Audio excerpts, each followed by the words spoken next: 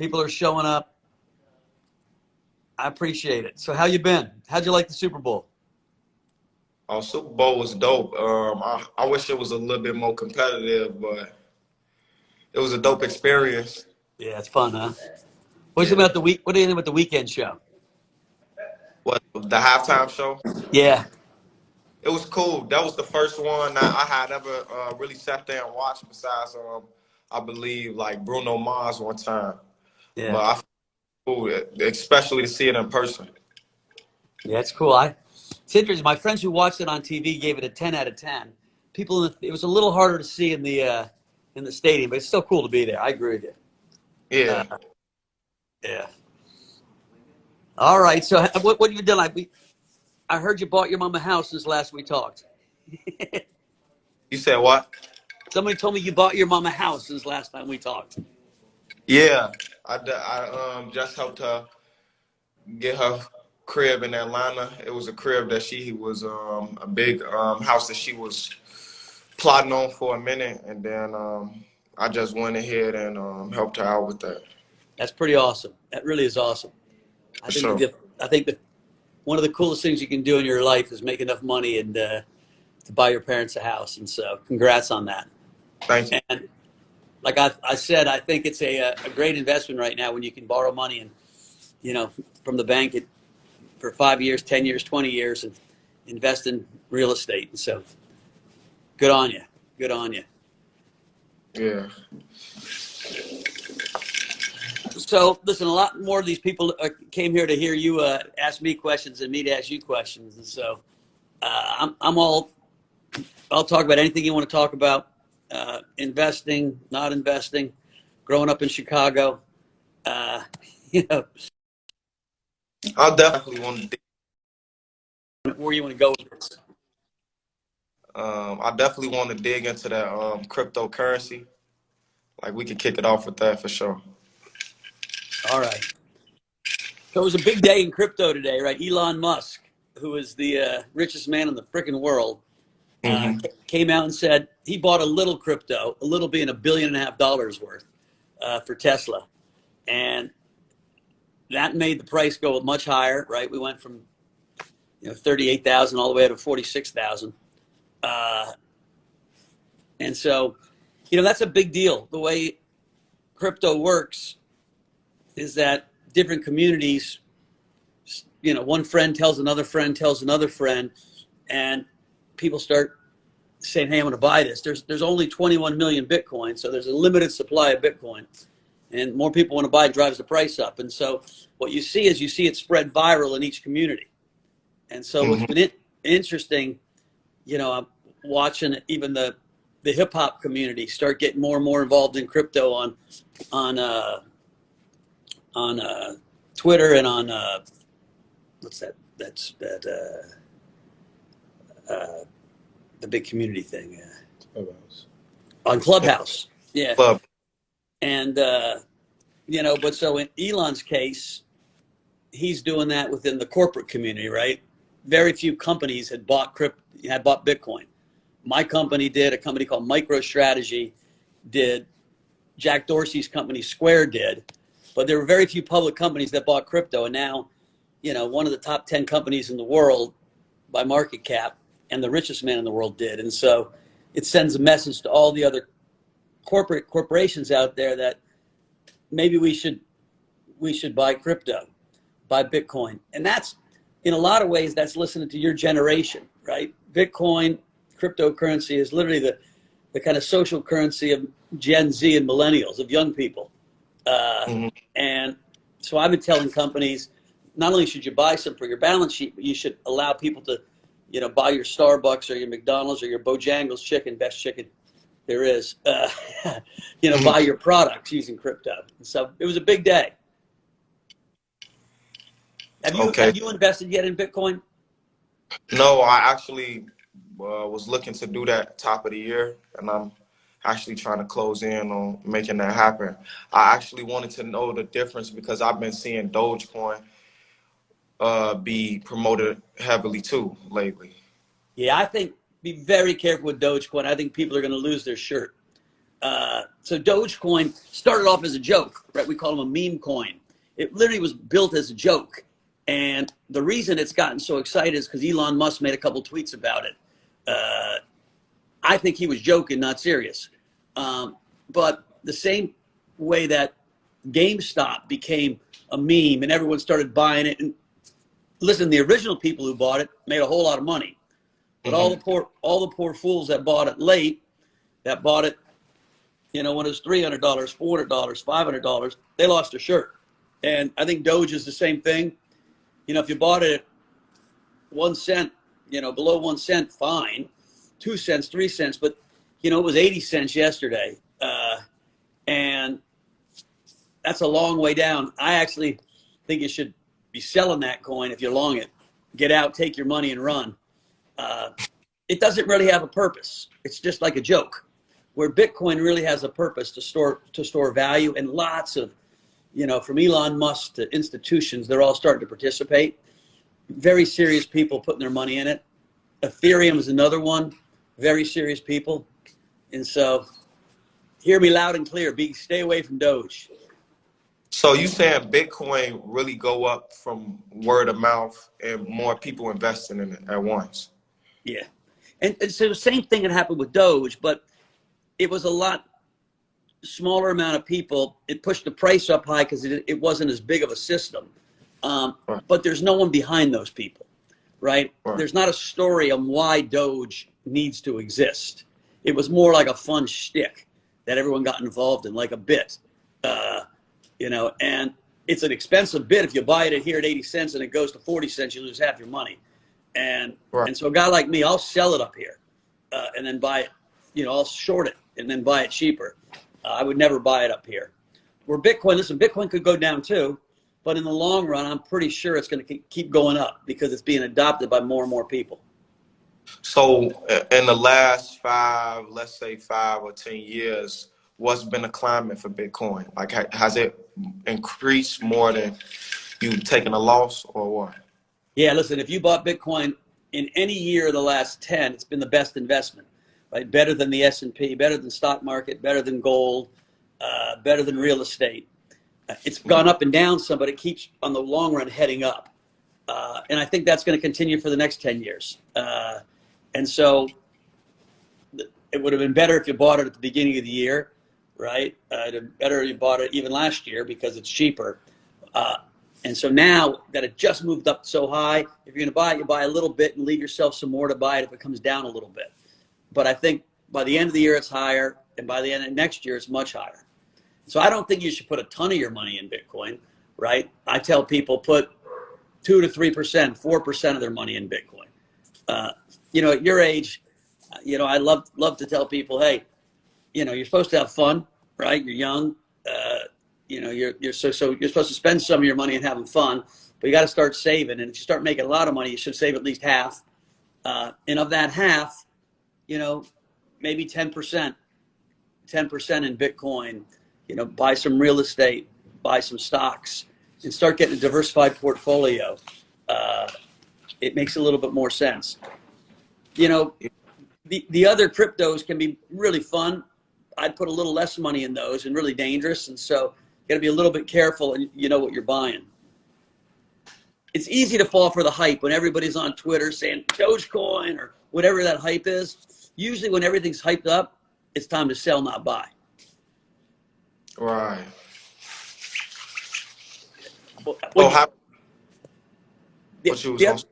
The other thing I'd say is when you're getting advice from people that really, are just excited participants, you got to be careful who you take advice from, right? And someone who's making money, even if they're just getting lucky, they feel really smart all of a sudden. And so they're telling people with conviction, you gotta trust me, you gotta trust me. And they're like, wait a minute, where's his training from? Where did he get his information? Where did he get his knowledge? And should I really trust him? And so you got to migrate in real life and on the internet around people that have done their homework, that have built up a reputation, that have some credibility. And so you're listening to someone that knows what he's talking about.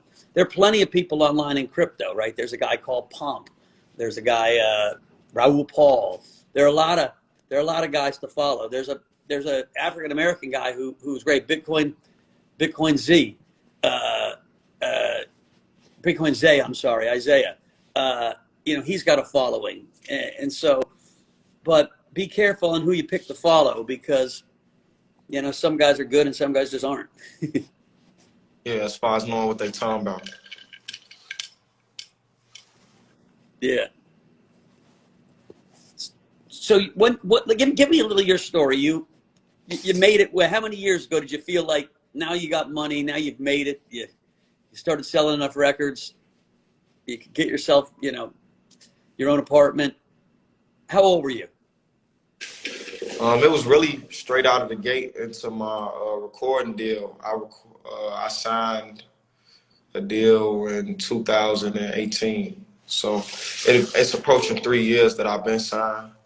In the moment that I signed my record deal, I was trying to move from Chicago, and I actually did. I signed in like late October, beginning of November, and I moved to California on Christmas. So I was able to make a big transition from where I was to a way better, putting myself in a way better predicament. Yeah, that's you know, it's interesting. It's one of the hardest issues of our social fabric right now, right? You grow up in a bad neighborhood. You're in lots of ways your desire is to leave the neighborhood so you can surround yourself in a safer neighborhood. You know, people that can help you thrive in life, and Mm-hmm. it's exactly what you should do. The downside of it is the guys that are successful are leaving those neighborhoods, and they're leaving with less successful people in the neighborhood, so those neighborhoods never get better. And so it's a very Right. confusing circle. Uh, but yeah, I mean, you know, going to a place that you feel safe, going to a place where you're meeting and connecting with people that are going to help you kind of continue to grow as an investor, grow as an artist, grow uh, is exactly what you're supposed to be doing. Uh, so congrats on that. But it does make me think about how in the heck are we going to take these tough neighborhoods and turn them around a little bit. You know what I'm saying? As far as it sounds like that's something that you really think about. I know as an artist, from an artist outlook, the only way that I see fit to pull up the people from my neighborhood is involving them within my music or something within the music industry, period, whether it's I'm taking them on tour and giving them a place and a job or a role to play, and then or seeing that these people, they may be into music too, and um, giving them a head start on their career. Like, what other ways do you see that I could be able to pull some people up from my neighborhood? No, I think that's a great start. And listen, just being a role model, you know, like through your art, the messages you're sending people, like, you know, being authentic and real, but then being a role model, right? And what does a role model mean as a young superstar? It means have a lot of fun, but don't screw up too bad. You know, Right. be nice to people, right? Treat people kindly. You know, keep yourself, you know, mentally and physically healthy. Like things sound stupidly easy. They're not easy, right? Listen, I screwed my life, you know, like screwed my life up a couple times in life. Too much, too quick. You start thinking you're the shit, and next thing you screw things up. And so, at your age, just doing what you're doing and you know, keeping on a good path is a huge inspiration. Uh, and so, I think that's it. And then as you get older, and as you make a little more money, there's other ways you can start contributing. Right, mentoring young guys is an amazing way. Uh, Hmm. and so, but listen, you shouldn't take that much, you know, weight on your shoulders at your age. You should be having fun. You should be making your art, investing some money, uh, you know, living your best life. But I Right. love the fact that you're thinking about that. Now that's something I've been thinking about since I started, bro. Just even, you know, like we was talking about real estate, even being able to buy back my neighborhood one day. Yeah, no, that's important. That's one way neighborhoods actually do get better is like, you know, people start reinvesting in them. So it's a good long-term goal. Did you get that from your mom and dad, mom or dad? That sense of, Really, them was my own aspirations. Like, since a kid. I don't know why. That's just something I just seen because I do. It was like just growing up in my neighborhood, seeing a lot of stuff that went on. I just felt like that I could be the one to make things better around me for everybody. It's pretty freaking awesome. And you're doing it. So, you know, that's cool. It's a good path to be on. All right. All right. So we're talking a little bit about investing. We're talking a little bit about your neighborhood. How many of your friends that you grew up with have gotten out of the hood? Um, I don't know. I don't think any though, to be honest. Interesting. It tells you how tough it is, right? You go up.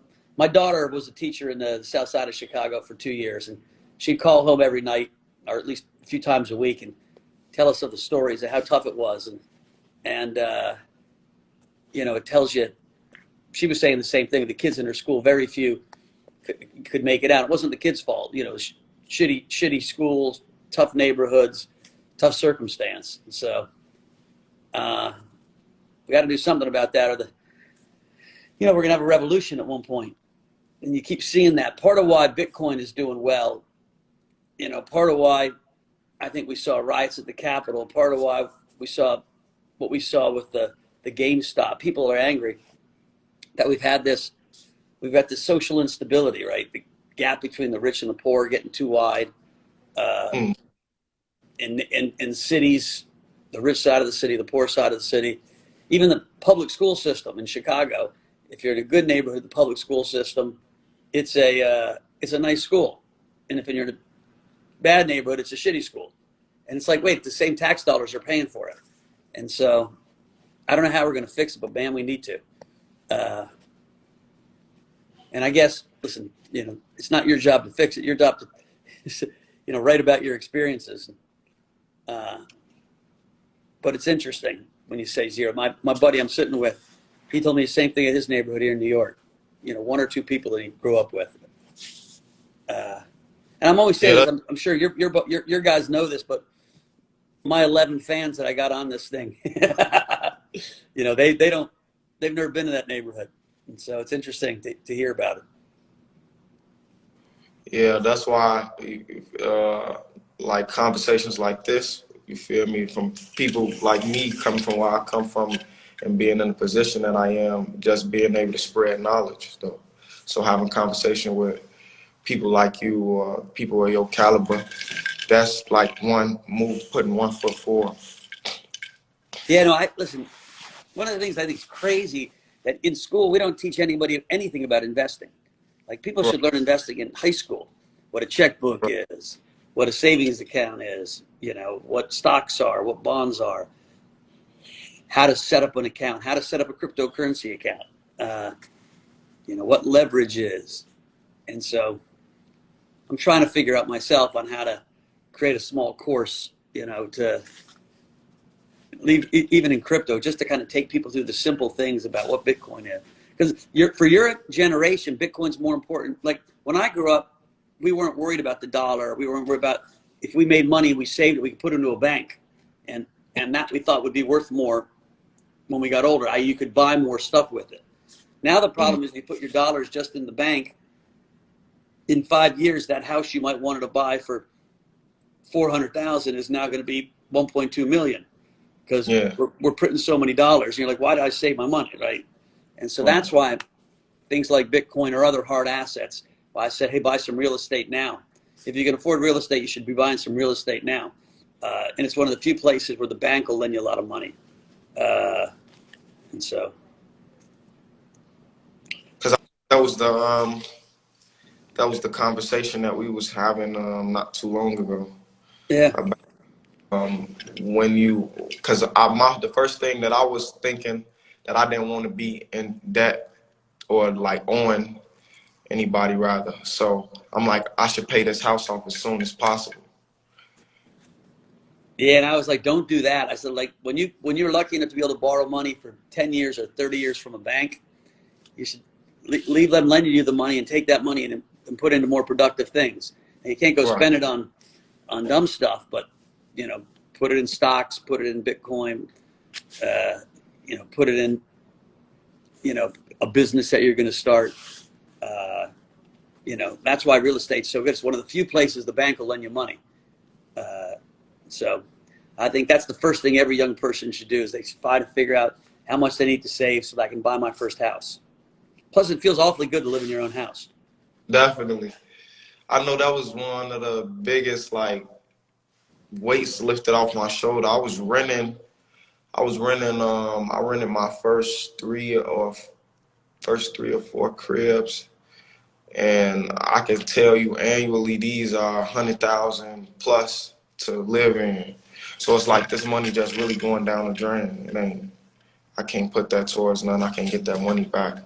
So coming into home ownership was a big thing for me. It was a big deal for me. Yeah, no, it's especially in an environment when we think prices are going to go up. And right now, it feels like prices of everything are going up, right? The government's just printing so many dollars that's why the price of everything is going up. Uh, so, you ready to start performing again? Yeah, actually, yeah. I feel like this is gonna be the year to open back up for us to perform. Hopefully, if not, I know 2022 for sure. But the year just started. Hopefully, like I within the think middle. by I think by May or June, things are open back up. We were looking today at the COVID infection rates; they're starting to plummet, and as more people get the vaccine, I also think, people your age, it doesn't do so much damage. You get the flu. It kind of my son just had it, right? It sucks for a little bit, and a week later you're fine. And so I think as soon as we vaccinate 60-year-olds to 80-year-olds, we get the old guys vaccinated. Uh, then people are going to feel much safer going out. And so my guess is by May you're performing and frickin' the city's erupting, no matter where you are, LA, New York, Chicago. It's going to be a ton of fun. That's For what I'm hoping sure. at least. I hope so. I ain't even get to tour my second album that came out. So, and I'm on my way to dropping my third one this year. So, I definitely hope that I'll be able to perform these songs in front of a crowd. Yeah. No, that's, I guess for an artist too, it's where you make a lot of your money, right? Yeah, and it's not even just about the money. Like, I just had an interview opportunity that they was trying to really pull up on me because of everything that's going on with with the pandemic, and I was more so willing to go reach out to them or be in their space away from home because we not getting those same experiences as artists no more. Like we getting our press runs taken away from us. We getting shows taken away from us. We like to be able to reach out and touch the people, but feel me, with everything going on, that's hard to do. Yeah, it takes a lot of the fun away. I got a nephew who was in the movies, and he had 3 movies and no red carpets. He did a freaking Zoom red carpet. Like Zoom red carpet sucks versus real red carpet. And I I was can't like, even, damn, you finally break into movies, and they stole all the fun from you. And so I'm hoping for his sake too. But I'm pretty certain that by the summer we're going to be having fun. Or you guys should be having fun. I'm hoping to be having fun.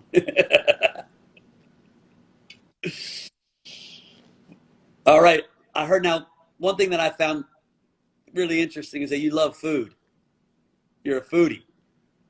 oh yeah, for sure. I think that's everybody though, but I know I am definitely. And you find in LA a great place to eat yet? Um, uh, I eat Harold's, but that's really a Chicago restaurant. That's the only place that I like mainly go to. Harold's in Hollywood, but as far as like a new place to venture off to,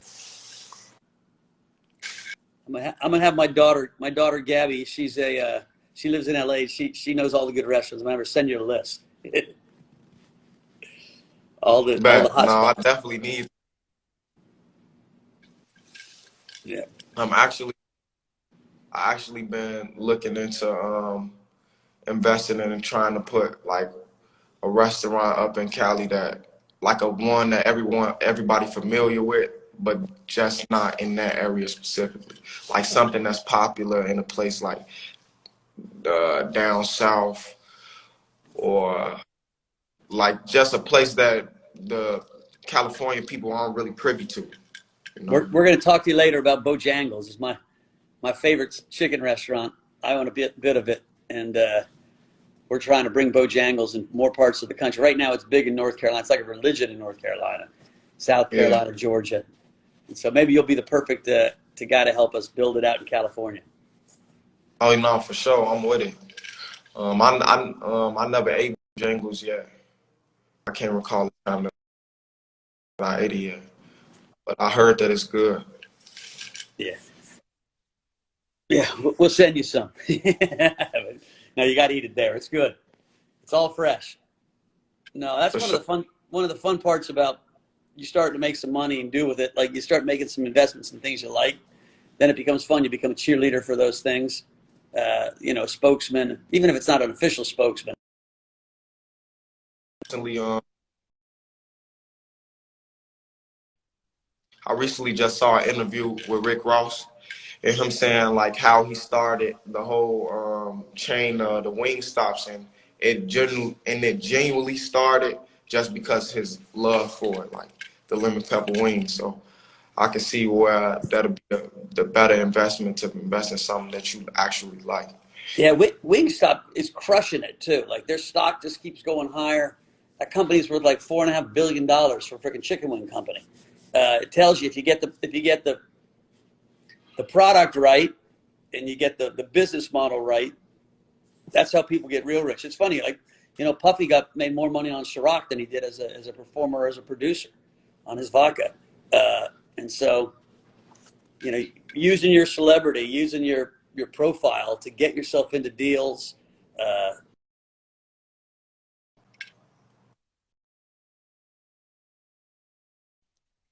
so the more fame you build or more profile you build in your field, the more opportunities are going to show up in things that are tangential, as long as you keep a curiosity.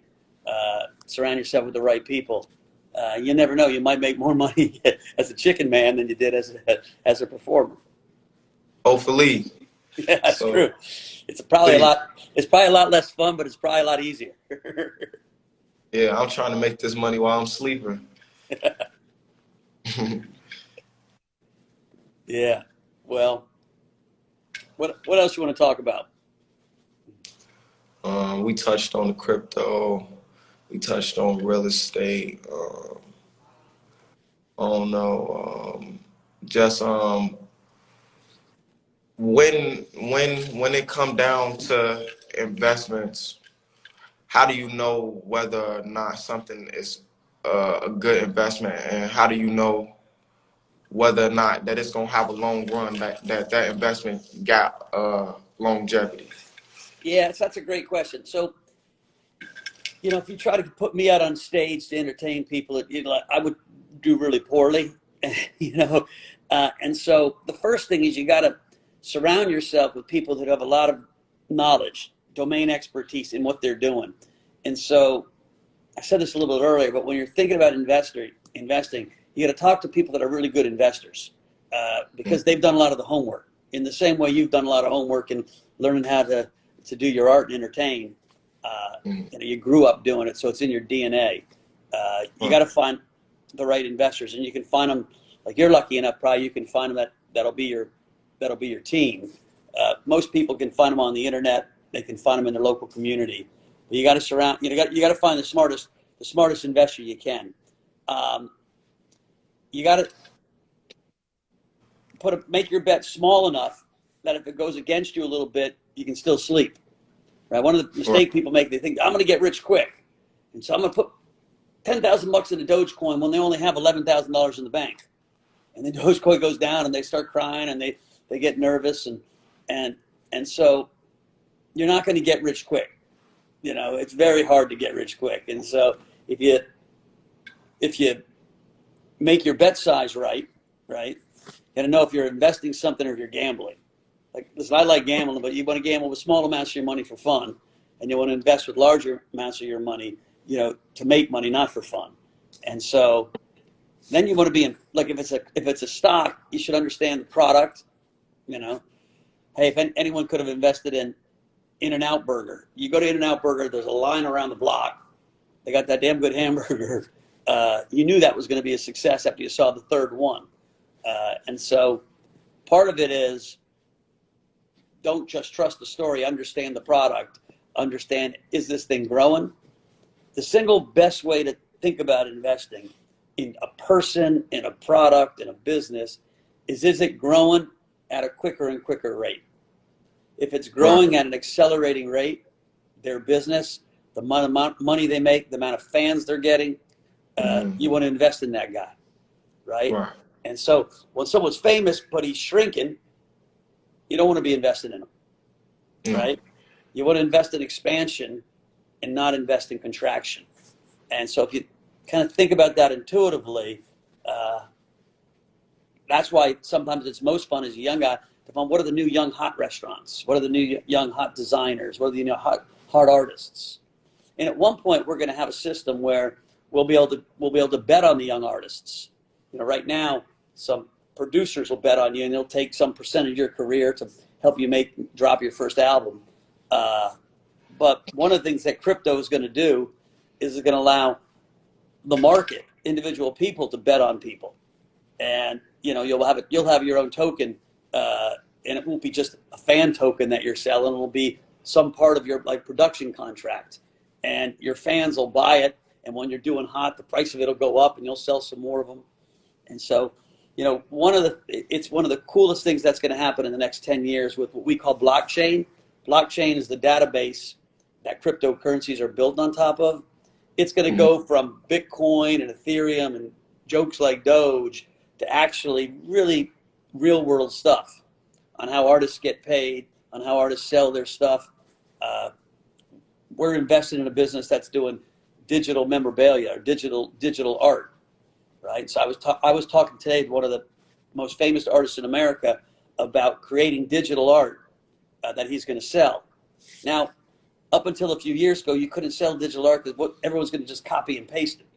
But now, because you can make it on the blockchain, it gives it scarcity value. It's like the difference between a real Chanel purse and a fake Chanel purse, right? You know it's the real thing because it's got a blockchain serial number on it, if you want to think about it.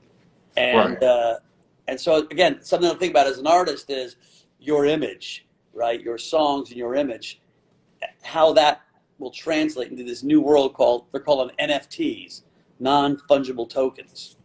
And so by the time you're 30, it's going to be a huge part of the world. And you're seeing people trade. It's like anything can have value these days if it's scarce. And so Michael Jordan rookie card is selling for $1 million because there are only 21 of them that are in good shape. And everyone wants them right now, right? If there were 500 of them, the price would be a lot lower.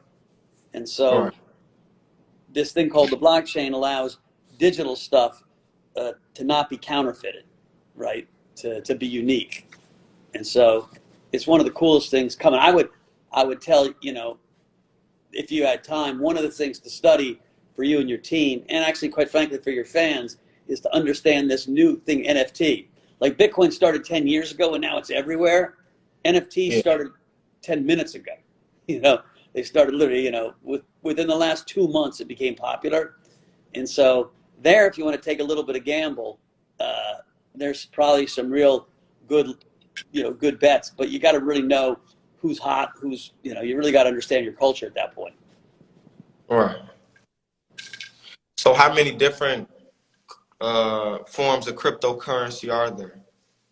There's probably more than 2,000, but there's probably only about 30 that really matter. Right. You know, and I'm probably invested in 15 of them. And so, you know, you got to be careful that there's this expression called shit coins. They're shit coins because they're shit coins. They're really, you know, they're scams sometimes. They're coins looking for an idea, not ideas looking for a coin. And so that's where you got to be careful. There's so many people. I mean, Floyd Mayweather had his own coin. It didn't do that well, right down the toilet. And I love Floyd Mayweather. But, you know, everyone was trying to cash in on the hype. And so, you know, for most people, investing in what we call the blue chips. Now, you know, I did one of these with Little Yachty a couple weeks ago, and I said, hey, I think DeFi's good, and I gave a few names. Those things have all more than doubled, tripled, some of them. And so sometimes even the blue chips can go crazy. Right now, it's harder to put your money in today than it was 3 weeks ago because it's been the most profitable 3 weeks in crypto. And you're like, okay, I'm not going to feel like the fool that now buys it. And so right now I'd say, yeah, buy a little bit of Bitcoin, maybe a little bit of Ethereum, and wait for things to calm down a little bit. Because we're at full hype master today, right? When the richest man in the world buys it, that's hype. And so it'll come back down at one point, right? Investors, just like humans, you get all excited and then you get all depressed. Markets act the same way. And so, and you got to learn not to fall for when everything's all exciting. Take a deep breath, chill out a little bit. And when things are scary is when you're supposed to be invested. We used to say you got to put yourself in harm's way. You got to stand in front of the oncoming bull, and not get scared. And that's when you make your most money. When everyone else is telling you to buy it, you got to say, whoa, calm down. And so it's a hard psychology, but that's what you learn by doing it. That's why when you're young, you start off with a small amount of money, and you're going to make lots of mistakes. It's okay. But hopefully you learn, how to invest your money or who to trust. Yeah. All right. Really? I don't want to take all your time up. I really appreciate it. Hey, I say Joey Novograss, my nephew's on there. Shout out to Joey. He lives in Chicago. Thanks for having me up on the show, the live. Thanks for having me on, though, and getting a lot of insight on a lot of stuff that I'm looking into investing in or just being a part of. No, listen, I really appreciate it. I'm wildly impressed with what you've done, and just even how you comport yourself at a young age. And I love the fact that you bought your mom a house. You should be proud of that. I'm proud of you for it. And we'll stay in touch. I really appreciate it. For sure. All right. Be well. All right.